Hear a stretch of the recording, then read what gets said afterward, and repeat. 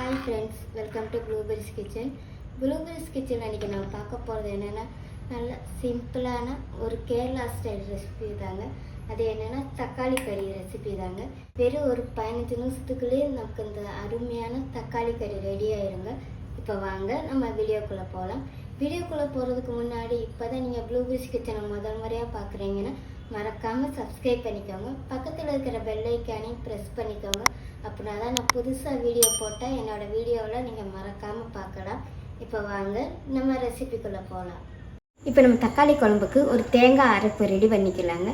இன்றைக்கி நான் 1/2 கப் அளவுக்கு தான் நான் தேங்காய் எடுத்திருக்கேன். அது திருவுன தேங்காய் தாங்க நான் எடுத்திருக்கேன்.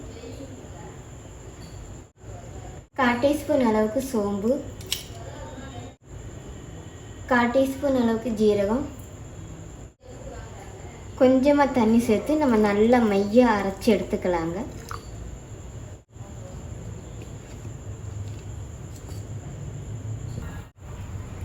இப்போ நமக்கு சட்டி சூடாகிடுச்சுங்க. 2 டீஸ்பூன் அளவுக்கு தேங்காய் எண்ணெய் ஊற்றிக்கலாம். நமக்கு இப்போ எண்ணெய் சூடாகிடுச்சுங்க. 1/2 டீஸ்பூன் அளவுக்கு கடுகு. நமக்கு கடுகு நல்லா பொரிஞ்சிருச்சுங்க. நான் 1/2 சைஸ் அளவுக்கு வெங்காயம் இந்த மாதிரி நிகழமாக கட் பண்ணி வச்சுருக்கேன். கொஞ்சமாக கறிவேப்பிலை, ஒரு பச்சை மிளகாய், 1/2 டீஸ்பூன் அளவுக்கு இஞ்சி பூண்டு பேஸ்ட். இஞ்சி பூண்டு நம்ம முழுசாக கூட சேர்க்கலாங்க. இப்போ இதை நம்ம நல்லா வதக்கி எடுத்துக்கலாம்.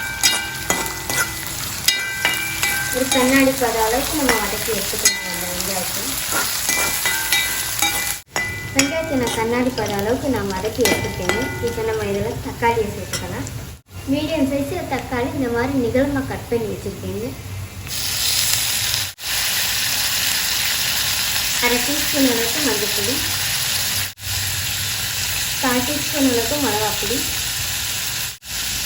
இப்போ நம்ம தக்காளி கறிக்கு தேவையான அளவு உப்பு சேர்த்து நல்லா வதக்கி எடுத்துக்கலாங்க. இப்போ தக்காளி நல்லா குழைவாக வெந்து வந்துச்சுங்க. இப்போ நம்ம இந்த ஸ்டேஜில் அரைச்சி வச்சுருக்கிற இந்த தேங்காய் அரைப்பை சேர்த்துக்கலாங்க. அப்போ கொஞ்சம் கிரேவிக்காக மிக்ஸி கழுவுன தண்ணி நான் ஊற்றுறேங்க. இப்போ நல்லா மிக்ஸ் பண்ணி கொடுத்துக்கலாம். சிம்மில் வச்சு தாங்க நம்ம இந்த தேங்காய் அரைப்பை சேர்க்கணும். நமக்கு இப்போ இந்த தேங்காய் அரைப்பு சேர்த்துருக்குறது லேசாக சூடாகி வந்தால் போதும். கதாப்புதான்னு கொதிக்கணும்னு தேவையில்லை. கொதிச்சிச்சுன்னா நமக்கு அந்த தேங்காய் பிரிஞ்ச மணிக்கு ஆயிடும். அதனால தான் பாருங்கள் ஃப்ரெண்ட்ஸ், நான் இப்போ சொன்ன மாதிரி எனக்கு இது லைட்டாக சூடாகி வந்திருக்கு. இப்போ நான் அடுப்பை அமுத்திக்கிறேன். அடுப்பை அமுத்துறதுக்கு முன்னாடி கொஞ்சமாக நான் மல்லியில் துவைக்கிறேங்க. இது ஆப்ஷன் தான், கொஞ்சம் பார்க்குறதுக்கு கலர்ஃபுல்லாக இருக்கும். அதனால தான் நீங்கள் விருப்பப்பட்டால் துவைக்கலாம். அதனால ஒன்றும் இல்லை.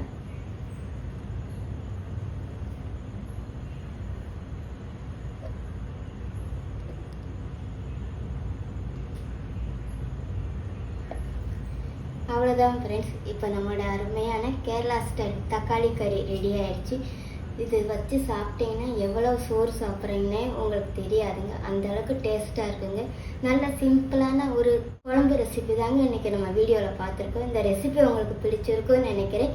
பிடிச்சிருந்துச்சின்னா மறக்காமல் ட்ரை பண்ணுங்கள். ட்ரை பண்ணி பார்த்துட்டு எப்படி இருந்துச்சுன்னு கமெண்ட் பண்ணுங்கள். அப்படியே ப்ளூபெரிஸ் கிச்சனையும் சப்ஸ்கிரைப் பண்ணிக்கோங்க. தேங்க்யூ.